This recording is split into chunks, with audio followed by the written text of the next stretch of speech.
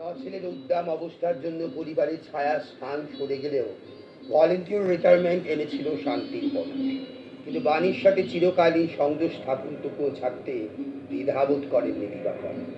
একদিন কাউকে কিছু না জানিয়ে সংসার সন্তান বাণীকে ছেড়ে বাড়ি থেকে নিরুদ্দেশ দিবাকর।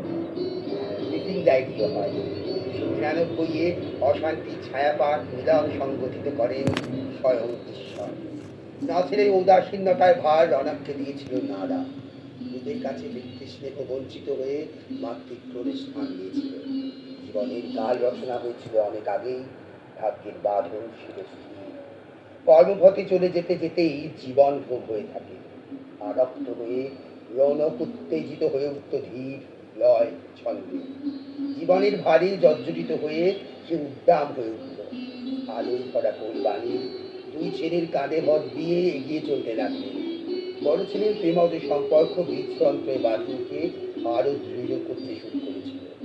জানো, এই পরিবারে অভিশাপ নাকি হায়, ঈশ্বরের পরীক্ষা শেষ হয় না।